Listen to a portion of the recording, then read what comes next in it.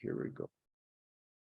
Hello, everybody, and thank you for joining me today. I've got a special story to talk about.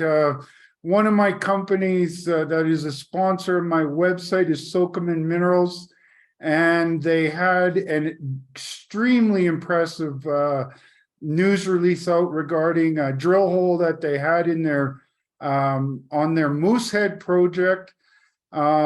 I felt for a long time that something like this was coming, but they had to understand the geology. And it seems like now they're understanding the depth potential, and that's the big story in these orogenic systems. They can go down for thousands of meters, but it's hard to drill those deep holes until you understand where to target. Tim, congratulations, man, and thank you very much for coming on the show today.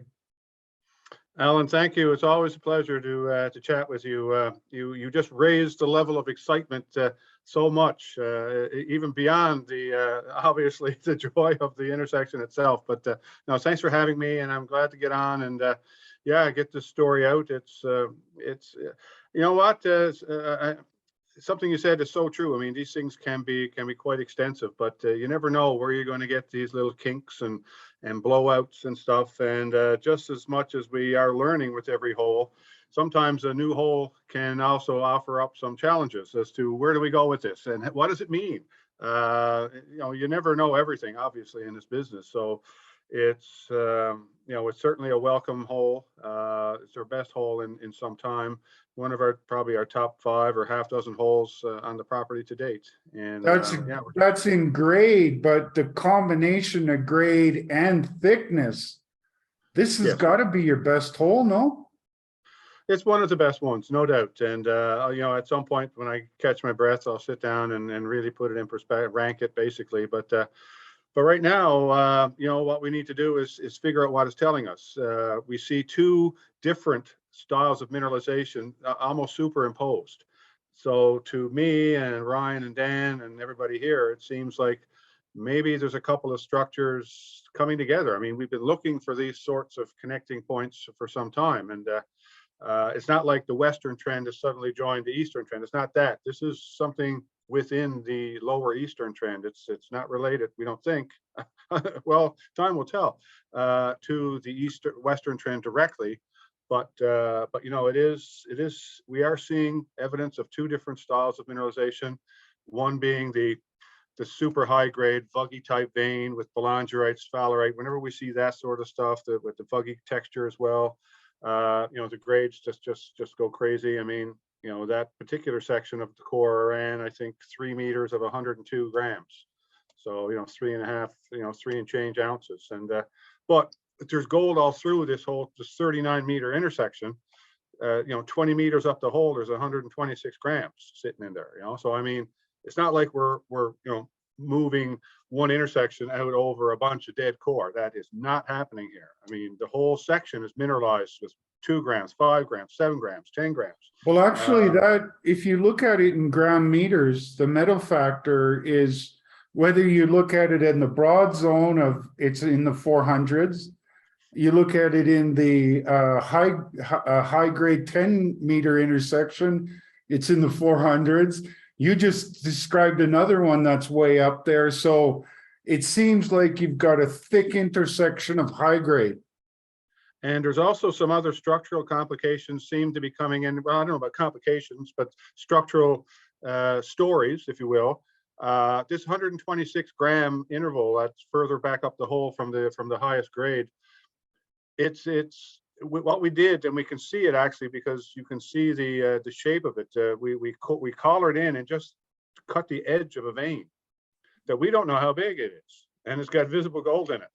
It could be 50 centimeters wide. It could be 5 meters wide. We don't know. So what that's telling us is that we almost need to come at this not in a scissor shape, but drill it along, you know, almost perpendicular to it, to try and see if we can get that other vein that's higher and get some sort of a true thickness on it. Because it was almost a blessing to hit it that way, because we now know that it's not in the same orientation as the main structure, which is also the case that one famous locality that I'd like to refer to from time to time, Fosterville, right? You get these cross structures that suddenly are just loaded with gold because they just happen to be in the right spot to take up the excess stress and the fluids and gold, hopefully. And yeah, suddenly you got a new high grade little zone there. So this is opening up a whole new if you look at target area for us. If you look at Fosterville, if you sort of look at the faulting at depth, it's quite complex. Complex is good in this case because it opens up the rock for the fluids to come up, and then you get these dilation zones that you have what we call jewelry boxes in the industry, which is what Swan Zone, but these are big jewelry boxes. Yeah, and good point, because that is very important. You mentioned that complexity of it, but it's also inside a football stadium, looking for your seats, and you don't know where it is. They're not numbered. You're looking at something that's confined, that should be within 50, 100 meters maybe of kind of where you are. And by the way, this intersection is now 110 meters, I think, below our modeled, eastern trend, sort of geology model, where basically the model is based on, and I'll show you the model in a second, but you've seen it before, just to refresh people. Well, that also, the things that stood out to me, Tim, was the thickness, the grade, and then if you look at the cross section, you can see that what was thin intersections along the trend all of a sudden blow out to a big thick intersection of high grade, and that has a great potential of continuity, which is what makes these Fosterville discoveries and mines. Exactly. I mean, we've got obviously a lot of work to do, and we're going to certainly throw the book at this. We're going to, like I said, tell the view as a whole as soon as we can, hopefully in a matter of a couple of days, and get our heads around, the orientation or possible orientations of these intersections. Like, we need to know where those two zones are going, if it is a merger of two zones. So this is where the teller view will help. We're obviously trying to orient the core as best we can, but yeah, it's opened up a whole new thing. And if you don't mind, we could sort of move through a little bit. Yeah, definitely do that, Tim, because when you describe that, that's sort of the perfect situation to have a dilation zone where you have a couple of faults coming together. Yeah, no, it's like I said, it's kind of like your best wish come true to have these, and obviously have both structures carrying gold is doesn't hurt the situation either. So no, so just in that case there's suggests a long-lived mineralizing system. Exactly, Allan. So what we'll do, we'll just run quickly through in case there's new viewers or whatever. We'll just for sure do that.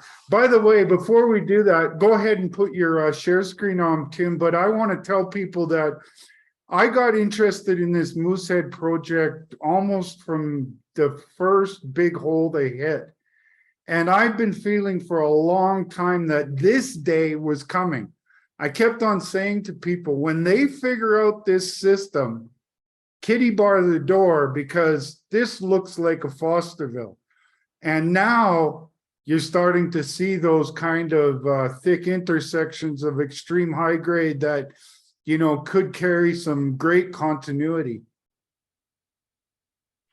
Absolutely. And I have to do a shout out here because some time ago, one of our shareholders that I happened to have the good fortune to meet at the PDAC, had a quick meal with him, handed me a very nice bottle of vodka. And I told him, John, I'm going to put this away now until we have a good hole that I can open this up and have a good shot of good Polish vodka.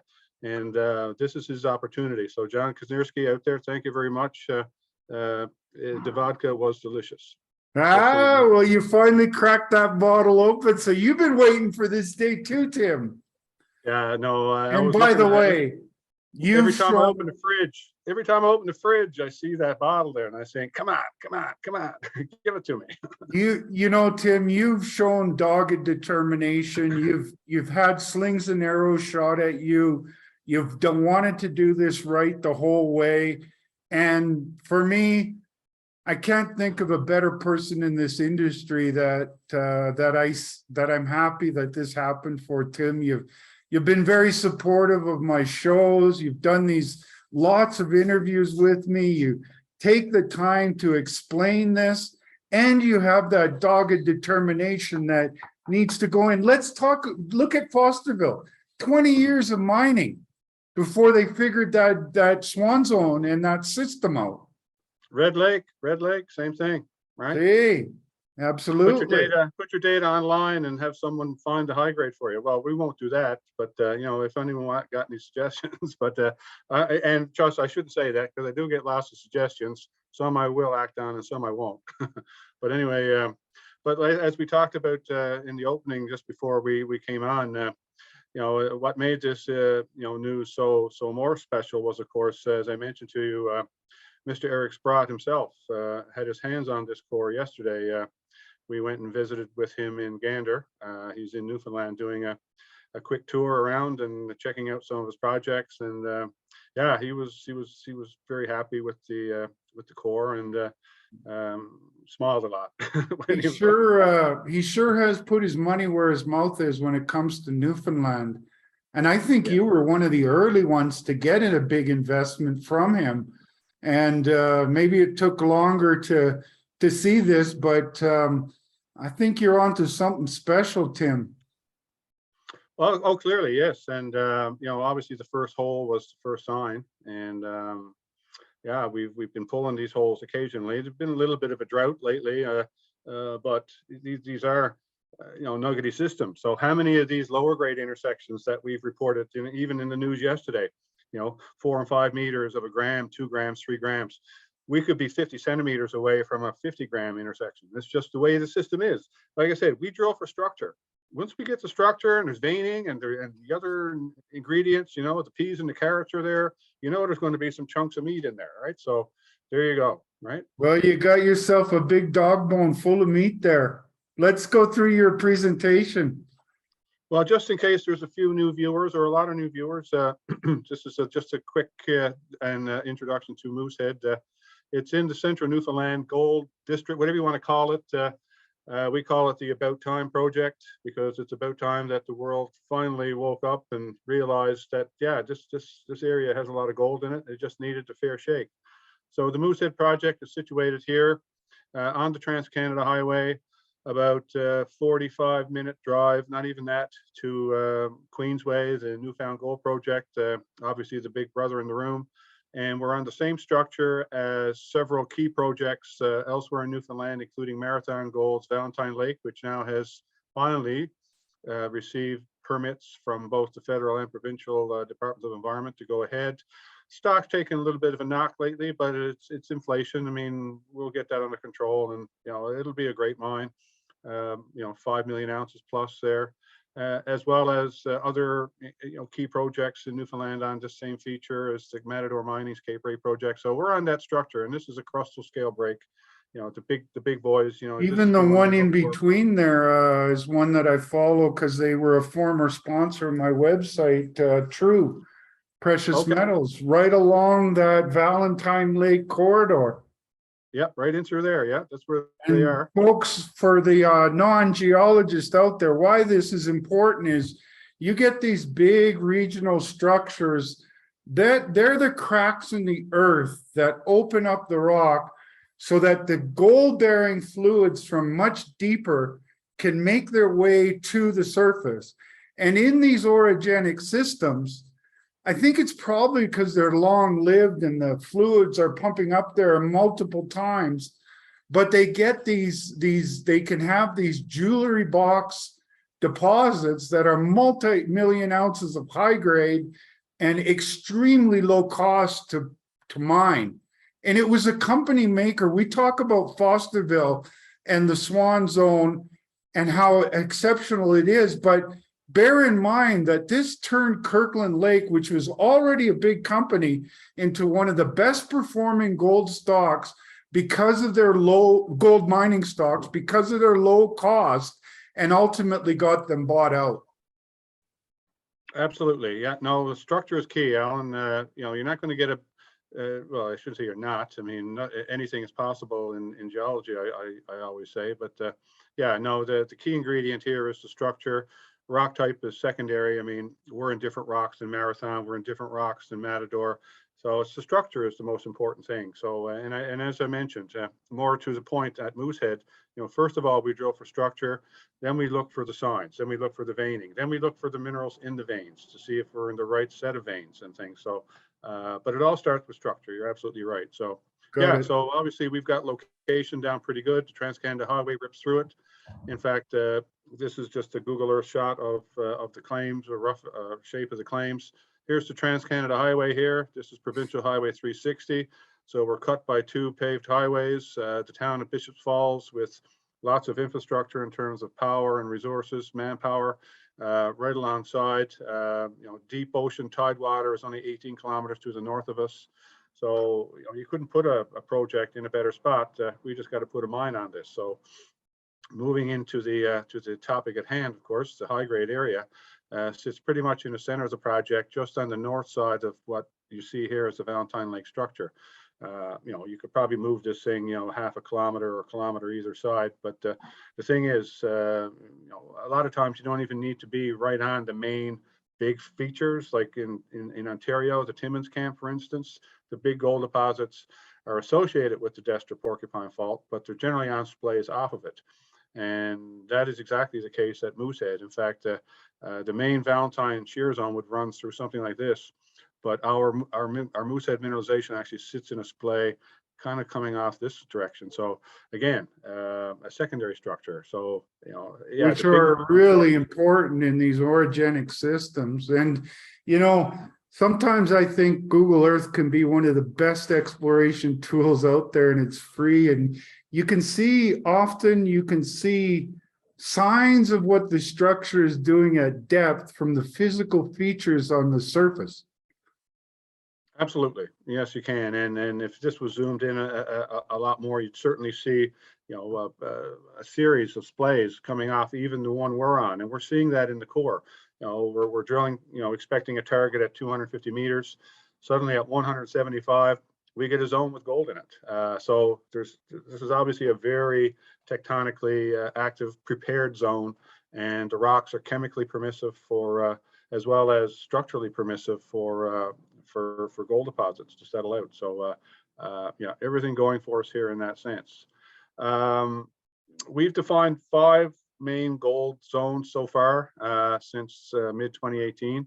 The largest being the eastern trend here, and I just put on this. So this is our grade shell here. This is what we call our mineralized shell, and it's basically defined by a half a gram, I think, of gold over a minimum 3 meter intersection. So it includes all of our assays. So this is defining basically the zone as we know it. And all these little blue lines here are holes that were either proposed, planned, or have been drilled.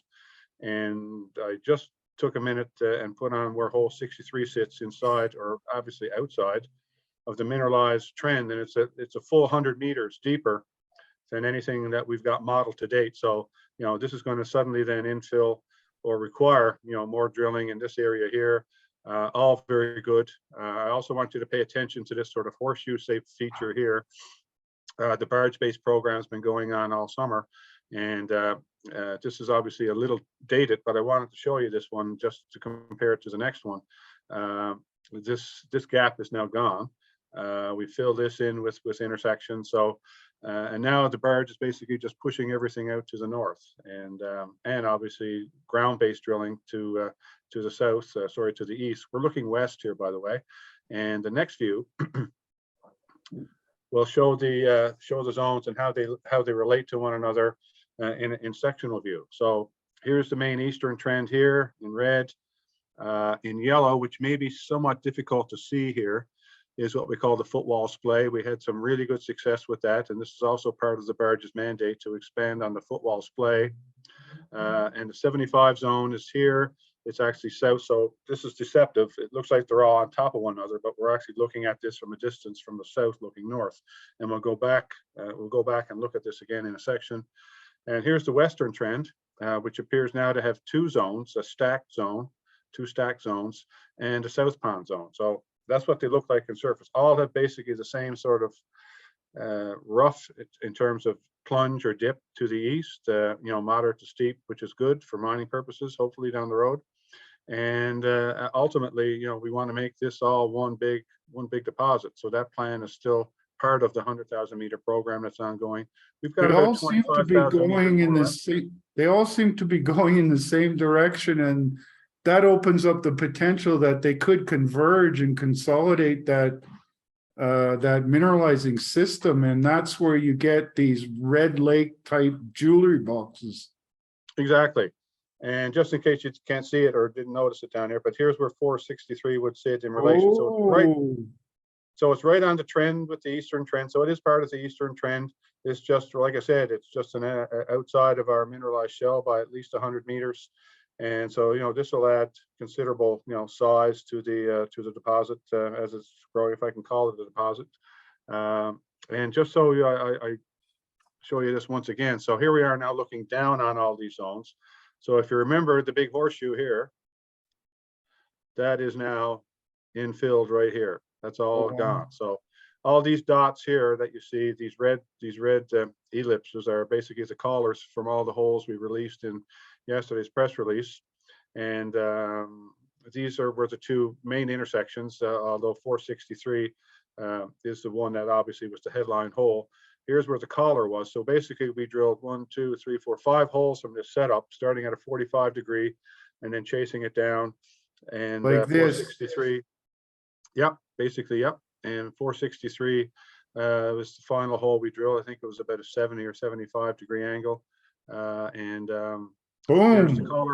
Here's the collar, and here's the intersection point. So again, suddenly all this stuff is now open for expansion. And obviously we're working now towards the north with the barge, getting the shallower stuff, and that's going to continue until basically winter. And so, I mean, we have a lot of work to do here yet, Allan, and when you get intersections like 463, it makes it all the more fun. Absolutely. Well, it's again, I go back to dogged determination. Yes, that's exactly what you need in this business. So here it is again in section. So basically the hole was drilled, collared here, and basically drilled in this direction like this, more to the east. And so what does that look like in section? So here's the previously modeled zone here that we have, and it's not quite to scale because some of these are a little into the page, some of these are a little out of the page. As you can understand, it's nearly impossible to drill a series of holes that are perfectly underneath one another. They deviate one way, so there's a little bit of give and take. So that's why there's different sizes and shape here with the trend of the zone here, and the dots are all the same size just to show basically their intersection point. They're not meant to represent anything in terms of thickness or anything, but the numbers are there. They speak for themselves, like 20 grams over 8 meters, 4.6 over 4. That's a weaker one, but you know what? We thought that this zone may have been sort of dying out, and then of course we hit this thing, and suddenly the game on again. So or it could be also flattening a bit, and this could be a vertical yes, mineralizing structure. Well, you can sort of see that shape I was talking about, this flat and then ramp and then flat and then ramp. I mean, it's the scale here is not quite proper to show that, but if you had this in on a more detailed scale, you could see it's almost like a step ladder, and the thicker intersections are more where it's flatter, and the thinner ones are more where it's more up and down sort of thing. So and that's a proven model in terms of structural style of gold mineralization. So yeah, so here we are here with hole 463, obviously open, and yeah, the thickness was surprising. It did catch us by surprise because we're not drilling this thing down dip. We know the plunge of the zones, but could there be a little wrinkle here, a little weak, little full? Who knows? I mean, time will tell. And or could it go down? You might be vertical at that point. Go that way. right? So, we want to make sure we park the drill in the right spot, because now we're getting down a little deeper, and holes tend to wander a little bit more when they're deeper. And Right. if you're not careful, you could suddenly be 10 or 15 or 25 meters off section, and you miss the plunge of it. It's not that the zone isn't there. Your hole just deviated far enough that it missed the edge of it. And as I mentioned, in the top part of this intersection, Allan, up in this section here, we hit the edge of a vein. It didn't quite cut through the entire vein because we still had wall rock on either side, but we could see in one solid piece of core where the vein came in and then left and then left. So we know we just nicked something. We got 4 ounces over that in that section. There's visible gold there. So that vein that we hit higher up above, say, the 10 meters of 40 grams, sorry, is in a different orientation than the rest of the zone. So what's going on down there? Lots of things, obviously, and we got to get our hands around them, right? So very exciting. Very That's what exciting. you want. You want that complexity, because that's what makes a Fosterville. Yeah. So this is kind of stuff that Eric was smiling at yesterday. Several 1 to 2 millimeter blebs of gold. You can see it's kind of a little dull, but you can see here the belangerite and the sphalerite blebs, and even stringer here with some sphalerite in it. But yeah, there was quite a number of specks. I forget how many were in total, but dozens of specks of visible gold in that 10 meter section that averaged 41.97. Can I round up 42? Holy moly, 400 and some metal factor. Yeah. And like I said, Eric likes high grade. And yeah, when I said 10 meters of 42 grams, the smile just was there. Very nice. Well, he has the personal experience of how lucrative that can be for a shareholder through Kirkland, his big investment in Kirkland Lake and what they did with Fosterville. Absolutely. Yeah, no. And let's hope some of that rubs off on us. Yeah, Well, no, it was good. I don't think you have to hope anymore, Tim. I think it's starting to show the truth machine is starting to sing. And of course, I could not put this presentation together and not show one of your favorite slides of mine with the Fosterville rock laid on top of the Moosehead core. Can you see the difference? No, it looks like the same thing. So anyway, yeah, it was funny. Like I said, I drag rocks home from everywhere I go, and sometimes they make it into my pictures. So really glad to have that one there. But you know what? Again, the story is still evolving at Moosehead. Clearly, this new intersection, it represents something very significant. We'll obviously work our way through it, and yeah. Now let's talk about that work you're doing, Tim, to understand, because in these deep systems, you don't want to just go poking holes all over the place. It gets very expensive. What are you doing to target that mineralization that you've seen in 463? Well, we're doing a complete structural review. In fact, something else we mentioned in the press release yesterday was we've re-engaged the services of Dr. David Collar from Ireland, who's a very well-respected and renowned structural geologist, focusing on the structure of gold deposits in particular. Now, COVID has kind of screwed up our ongoing plans with him, because he was here from phase 1. He's been with us. He's been over a couple of times for visits, and we keep him in the loop. Unfortunately, he won't be able to hold on to this core just yet, but we've re-engaged him, and he will obviously help guide us forward. We're also going to teleview the hole, as well as any holes we put in the area around it, and yeah, do our best to try and figure this thing out. That's interesting. I know this might not be sexy to investors, but what that teleview gives you a chance to see is what the rocks look like at depth. Yeah, well, basically, if there's a vein coming in, say from the side, because when you get a box of core, the core is loose in the box. It could have been orientated this way, it could have been orientated this way. Once you roll the core over, suddenly that vein has a dip this way. But if you turn the core over, the vein has a dip this way. So if you send the camera down to make a movie basically of the walls of the drill hole, you can see where that vein enters and where it leaves the field of view. So then you know exactly which direction that vein is going. So this is an invaluable tool that. So that's money well spent. It's like when they go and they do a heart examination with the camera. You're looking for the way everything is coming in off of that, in and off of that.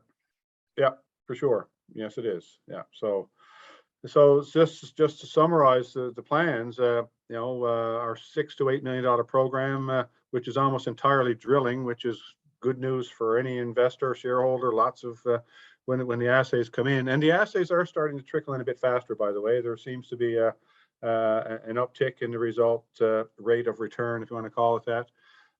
We've got about 25, 26, maybe 27,000 meters remaining. It changes obviously every day.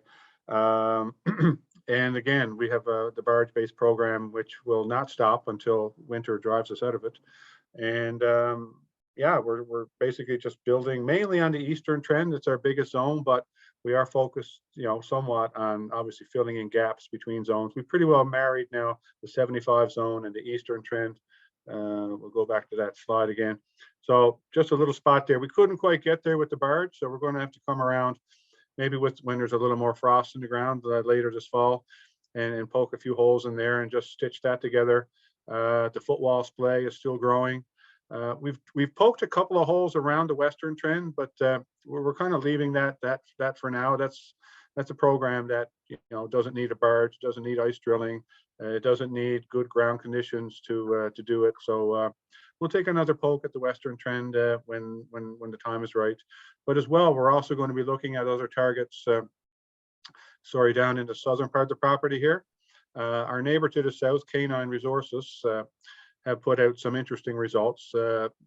Not the high grade kind of results that we see at Moosehead, but certainly some very interesting values. I think they've got tens of meters of up to 1 gram or 2 grams sort of stuff, which could blossom into something bigger.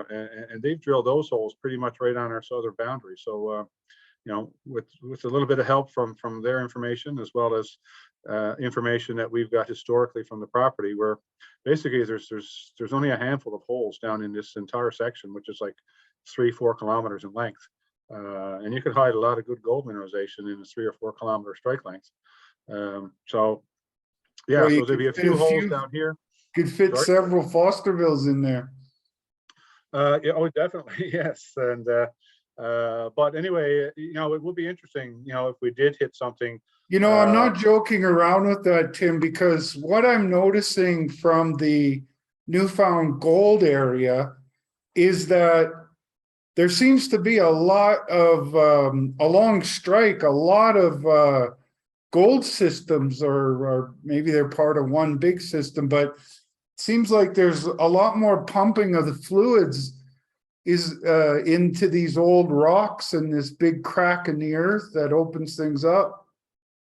Well, we know we're on the Valentine Lake structure. I mean, it's been mapped pretty well, continuously across the entire island. And we know there's a 5 million ounce plus gold deposit sitting on it here. There's gold, there's gold showings here. These stars just represent 2. These are just 2 projects that we have. And there's gold showings on those. There's gold showings between Crippleback Lake and Moosehead. So we know there's gold, dotted all along this. Why can't there be more on the Moosehead property? Well, you've got a fertile system there. Yep. Yeah, that's the bottom line. Well, if the guys at Newfound Gold can find one here and then one over here and one over here and one over here, why can't you guys? Absolutely. You're already kind of doing that, actually. Let's look at the gold a bit more, right? Tim, that's one thing I've noticed about you. And before we get off of this before we leave this conversation, I wanted to, when you get smiley and want to show your core pictures, it's often a good indicator. And you've got this lithium project that I don't think a lot of people are paying any attention to, but I looked at that core. And that core looks like it's got a good chance to kick out some grade. Yeah, we have put a few pictures on social media, yes, and we haven't been arrested yet. So I guess we haven't offended too many people.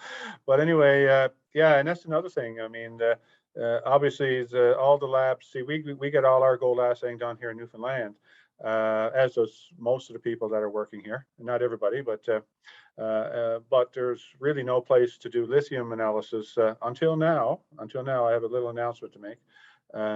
In Newfoundland, most of the labs that do that are in Quebec, Ontario, BC, whatever, and they're swamped because there's obviously a lot of work going on for lithium in Ontario and Quebec and places like that.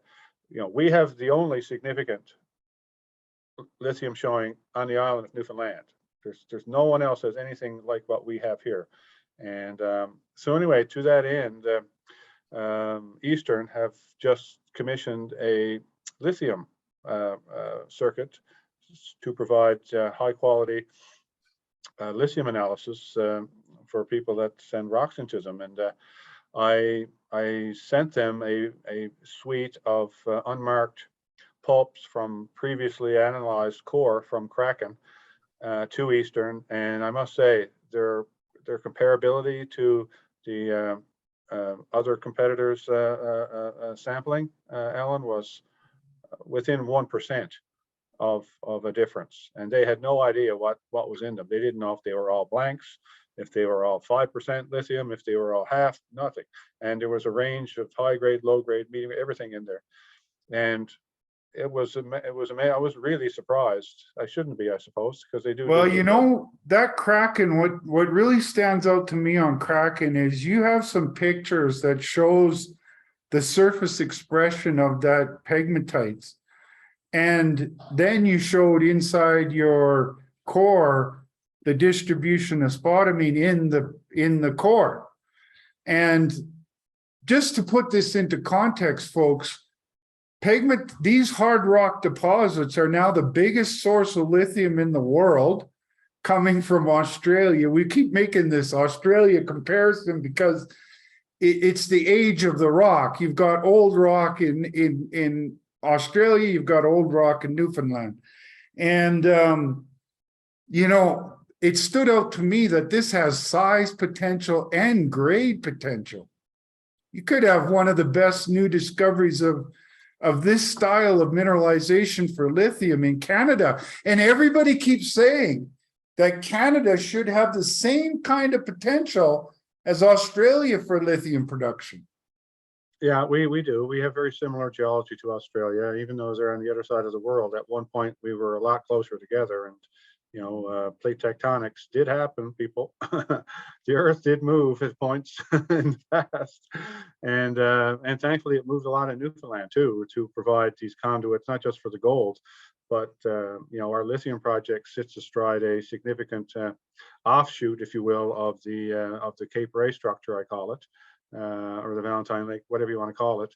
And also, you need to tap these fluids deep down for the lithium as well. So we're seeing that at Kraken. We're seeing the same structural elements that you need, but arguably more importantly, we're also seeing the spodumene in the dikes. You don't need to assay to see the presence of spodumene. Now, I've always been accused of not being the best guesser or estimator in the world, but to me, a lot of that core that we drilled looks pretty rich in terms of the percentage of spodumene. And I mean, you get 100% spodumene, you're only going to get about 6% Li2O anyway. So that's the most you can squeeze out of mass of spodumene. So if you were getting grades up to 2%, that suggests that 30 to 35% of that core is spodumene crystals. And I'd say some of that core does have 30 to 35% spodumene in it. And I think that's fair to say. I'm pretty sure the results will bear that out. I have no fear in saying that. You brought something up. I think it's not like saying I think it's gold and it ends up being tarnished pyrite. Right. We know what spodumene looks like. Exactly. And it's definitely in the boxes. So and you can see the distribution of it in the boxes, in the core. Yeah, and we just finished just over 3,000 meters. Like I said, we don't have any results back yet, so they should start flooding in because we did put them in a couple of large batches. So when we get a batch, we should get a meaningful number of results, enough to put out a press release, certainly. and hopefully one within the next 2 to 3 weeks on lithium results. So if not, I'm going to be very angry with with the lab, and yeah, just kick and scream until we get our numbers. But anyway, Well, I'm pretty excited about. I'm a big bull on lithium, and one thing that stands out to me is where are you going to get all the lithium to make all these electric vehicles? And there's limits to the brine deposits in South America. Now the hard rock deposits have come into become the largest source of lithium, and Canada has all of the. You said earlier, you said something that strikes me to my core. When I was a kid in school, I had attention issues, and the only way I could keep myself out of trouble was I kept on looking at the on the top of, they had the globe. And I would always, one day in grade 4, I traced the continents, and my teacher said, "Well, what are you doing, Allan?" And I said, "Well, I've been looking at those continents and they all look like they fit together." And I made a little puzzle out of it by tracing paper. So I guess I kind of was getting into the geology business well before I knew it. And but that's the reality. You've got the same kind of rocks as in Australia. yeah, and again, it's a good place to compare yourselves to. I mean, Australia is one of the most mineral-rich places in the world, and their mining industry is arguably their largest industry. So yeah, it's nice to have that comparison, and especially with a good gold project like Moosehead, and now obviously with our lithium. So yeah, let's see what the future brings. And you know what, the future is coming really quickly, because we are, like I said, expecting we should have had a series of analysis back by now, but I don't know, they just keep telling us stuff. So Well, I'm quite optimistic about that core. I'm kind of a core junkie, and I wish more companies would show their core more often. But I cannot say that about you, Tim. You not only do you show it, but I could see the enthusiasm in your face when you show that core. yes, exactly. And yeah, so again, I'm just going to bring up John's name again. John, again, I finally had an opportunity to crack open that beautiful bottle of vodka you so kindly got for me, and hopefully not too much longer before we crack it again. Awesome. Well, that's great to hear, Tim. And I think you've been very kind with your time and your sponsorship of my shows, and I really appreciate that. And I love your dogged determination. And if anybody deserves it, it's you, Tim. And good on you and all your team and your supplier of vodka. Yes, thank you very much, Allan, and all the best to you too. And thank you for this platform. Yeah, I'm going to close it off, Tim. If you want to hang around, we'll have a chat at the other end. Okay. So there you go, folks. We started following this Moosehead project. I'm always following drill core that stands out to me. And early in their drilling, it stood out to me.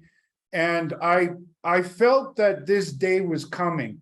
Thick intersections of high grade that really shows that this has all the geological signs of a Fosterville type situation. And now they're getting some confirmation with the truth machine. They got to figure it out at depth, but it's all leading them in a direction that I think is going to give them lots of success on their gold stuff.